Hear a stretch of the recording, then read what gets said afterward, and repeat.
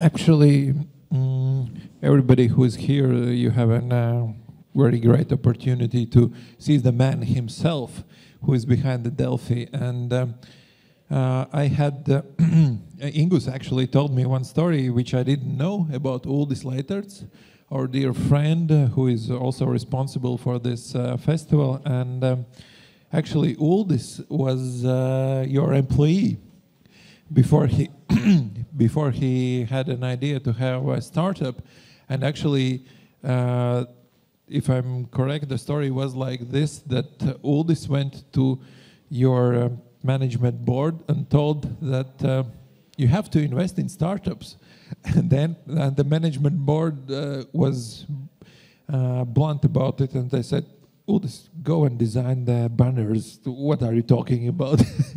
So I thought it is very, in some ways, very interesting that you now, Delphi is a very important player in media, and also the technology and all the storytelling is all implemented in Delphi in the best way. And how do you think, would you like to invest in startups?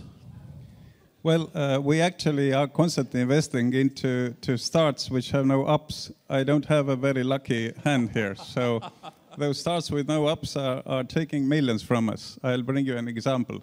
We thought that the direct mail, you know, the direct mail we are getting into our post boxes, that it's going to, of course, to migrate to the internet. And we invested 1 million in order to be the ones who take the direct mail, you know. 1 million krona or euros? Well, there's not much difference in between $1 million or euros, I'll tell you. But we lost this money because it's not going to migrate. The Rimis, the Maximas, every one of them is still using this random posting into our post boxes, and our platform was almost empty, although Constantin tried as he could. So we are investing into starts, but seeing no ups, with one exception. The Austrian Estonian venture, the startups Luik, which I mentioned, which is enabling us to digitalize our content. Okay, Constantin. Sorry, monetize our content. You lost 1 million? Yes, I did. And he's still laughing. It's okay. Not a big deal, actually. We win and lose all the time. It's let's say it's a wholesale thing we're doing, a wholesale business. We invest, we lose, we win, we keep on trying. But can you, it's always interesting how you had an idea like 19 years ago to establish a news portal. What was behind that? Like 19 years ago, we had the phones still with the buttons and whatsoever. We didn't have any Wi-Fi's, but how you had this idea?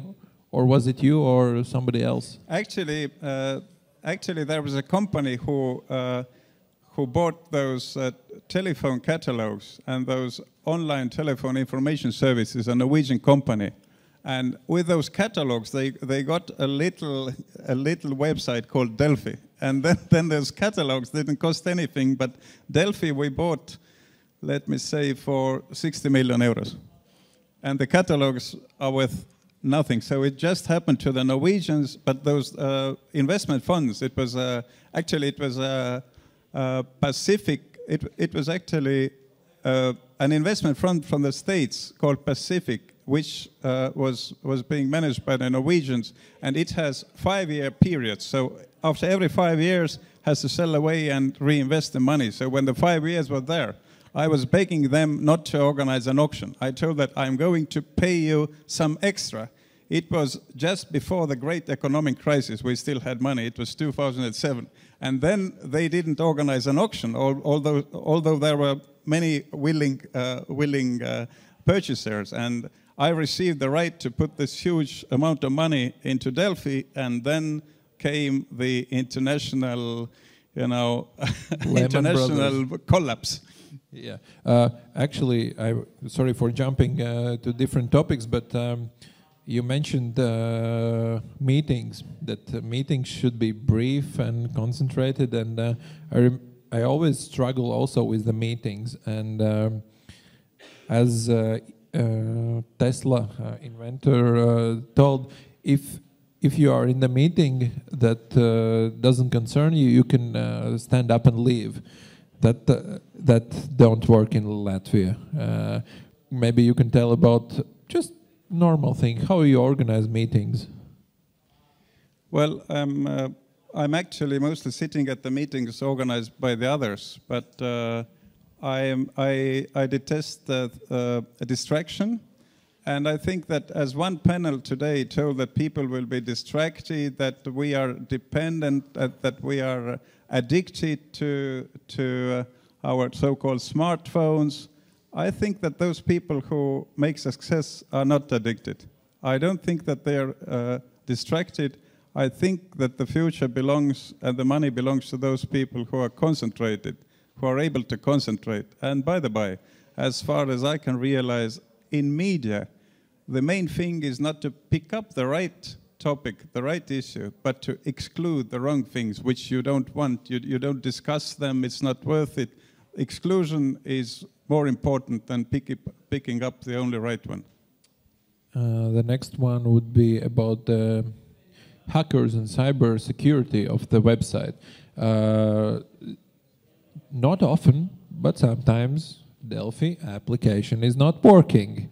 And I'm wondering if this is a big news that Delfi has been hacked. How do you tackle the cybersecurity issues? We are very good in IT, and we have, of course, doubled our servers. I mean, we have several companies servicing us with the servers. But we go further.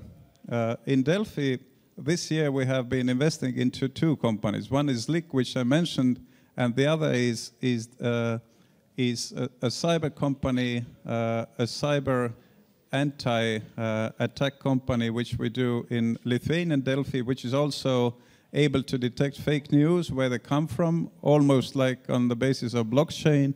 They are analyzing, our robots actually are capable of analyzing close to 20,000 mails, texts, or attacks on our servers. It has even been reported on Euronews and reflected in EU Observer. We are terribly happy with our IT and even AI capacity, artificial intelligence. This is easy question. How often do you read Delfi comments? I know what comments are about, but I am a family man. I'm not so much engaged with media at all during my free time.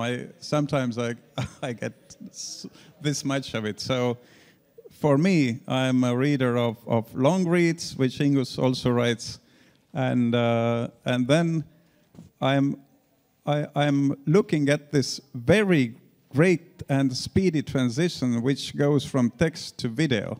And earlier I was of the opinion that you cannot express complicated questions, like whether to use atomic power or not, or whether to have a compulsory army or paid army in videos. But now I say that you can. Beautiful graph, nice informative video. I think that moving picture is the future, and it's the right thing to invest into Delfi.lv. Okay, we have 5 minutes. Maybe the audience would have a question. I know the girls with stuff on, well, yeah, you're a journalist, I know. Do you have some question? Okay. Hi, I'm Janis. I don't work in journalism, I work in marketing for an international FMCG company. And my question is this, for you as a publisher and as a businessman, you were talking about how to build a media empire, and you certainly have built a media empire, but then again there are larger media empires out there, and I want to talk about specifically about Facebook and Google and their ongoing dominance in both the reach and the advertising dollars and euros and whatnot, yuans that they're getting. And the question is whether you see this this ever-growing duopoly as a threat to your business and to your business model of your companies. Thank you for this question. I have to be emotional. What we share with Latvia together, Estonia and Latvia, is that we are members of the European Union. And to tell the truth, me as a person, as Hans Luik, I just feel ashamed and helpless. What do the United States guys those brilliant Jewish persons and this United States society do better than us, that we are only rich consumers and they do all the business. And now the other thing is that we see that evidently this new information society, it works better for autocratic government, because Kremlin is also not bad in using internet tools, and the best in them seems to be Beijing.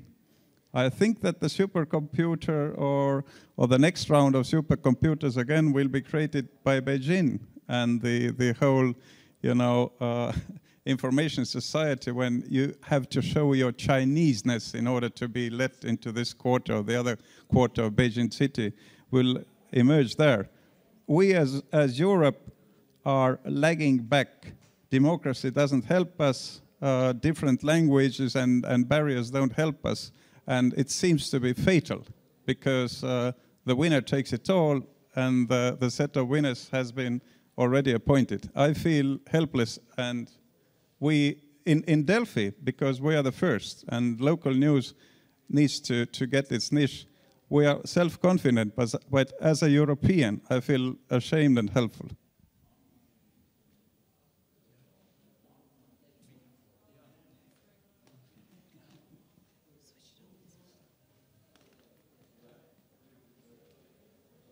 Yes, I would like to thank you once again for partnering with the Digital Freedom Festival, which is not a serious festival. We just like to speak and ask the questions, the important questions. And Delfi, of course, is a very serious news portal, and I can say that one of the first things in the morning is I don't check Facebook, I don't check Instagram. The first thing is I check what's on the front page of Delfi. Oh, thank you. And it was I admire how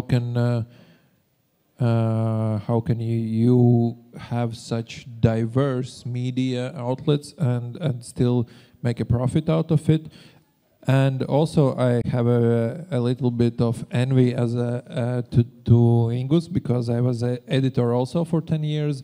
But I think Ingus is breaking all the records, and I think he will be also breaking Anna's Wintour record. She's like 20 years in charge of Vogue, and I hope all the best for the Delfi and for Ingus as an editor, because he is outstanding.